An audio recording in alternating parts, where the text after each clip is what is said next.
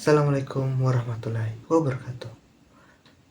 Hello everyone, perkenalkan saya Wahyu Permata Yusuf dengan NIM B1B1244146. Saya salah satu mahasiswa dari Universitas Haluoleo dari Fakultas Ekonomi dan Bisnis dengan program studi S1 Manajemen. Pada video kali ini membuat video tugas dari mata kuliah Manajemen Industri Kemaritiman dan Pedesaan yang diampu oleh yang terhormat Dr. Elianti Agus Mokodompit, SE, MSc. Saya hari ini akan membahas mengenai materi kelompok saya dengan judul jenis dan karakteristik sumber daya pesisir dan kelautan. Oleh karena itu, simak video ini sampai habis. Nah, teman-teman, ada satu fakta mengenai Indonesia yang mungkin sudah banyak orang tahu, yaitu Indonesia sebagai salah satu negara maritim terbesar di dunia. Kita tuh memiliki pulau yang sangat banyak, sebesar 17.000 pulau yang tersebar dari Sabang hingga ke Merauke.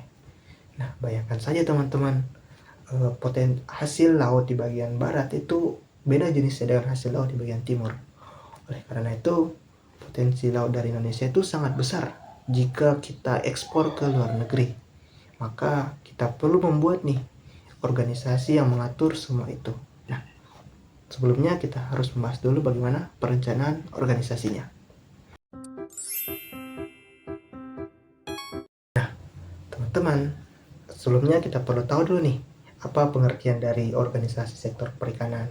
Nah, organisasi ini itu merupakan sistem yang mengatur dan mengkoordinasikan semua kegiatan yang berkaitan dengan maritim, mulai dari produksi, pengolahan, logistik, hingga penyaluran hasil output dari organisasi ini kepada konsumen dalam maupun luar negeri.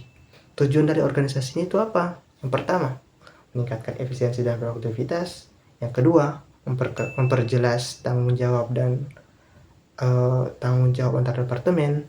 Yang ketiga, itu menjadi alat koordinasi bagi setiap departemen. Setelah kita mengetahui bagaimana perencanaan organisasinya, kita perlu menyusun nih bagaimana tahapan dalam perencanaan SDM. Yang pertama tentu saja identifikasi. Kita mengidentifikasi berapa sih karyawan yang kita butuhkan, apa saja skill dan keterampilan yang perlu mereka miliki. Nah, setelah kita identifikasi, kita akan melakukan pelatihan kepada semua karyawan yang telah dipilih tersebut. Setelah itu kita akan menjadikan bahan evaluasi setiap bulan atau 2 bulan sekali, 3 bulan sekali, terkait bagaimana kerjanya mereka di organisasi.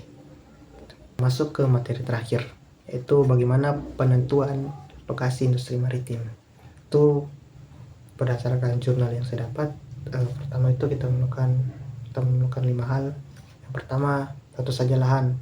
Kita harus memastikan bahwa lahan yang kita pakai itu tidak bertabrakan dengan kepentingan warga di pesisir, sehingga kedepannya tidak akan terjadi sengketa lahan. Kedua, itu jaringan air bersih. Ketika kita melakukan pengolahan hasil industri laut, tentu saja kita akan bersentuhan sekali dengan banyak air asin. Nah, ketiga itu ada jaringan transportasi. Jaringan transportasi ini bagaimana kita mengatur bahwa bahan baku dari luar itu bisa masuk ke dalam industri bagian pesisir, dan juga transportasi ini bagaimana kita menyediakan output yang telah kita buat itu kita pasarkan atau kita bawa ke tempat lain untuk dijual. Nah, yang keempat itu ada industri pendukung. Kita harus memastikan nih bagian mana saja industri pendukung yang terletak di bagian industri kita agar dapat menunjang pengelolaan kita jadi lebih maksimal. Kelima, kelembagaan. Seperti yang saya bilang tadi di awal, semua ini tuh akan sangat kurang bagus jika infrastruktur dari pemerintah itu tidak mumpuni. Kita perlu berkomunikasi dengan pemerintah untuk membuat infrastruktur di dalam daerah pesisir hingga ke perkotaan mungkin menjadi lebih baik. Teman-teman, mungkin seperti itu saja informasi yang dapat saya sampaikan pada video kali ini.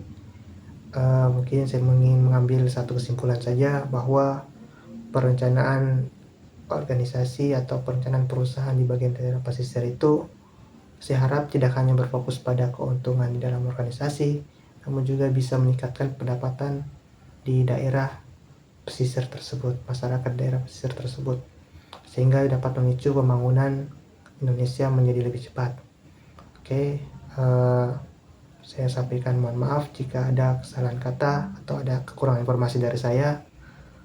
Mungkin sekian dari saya.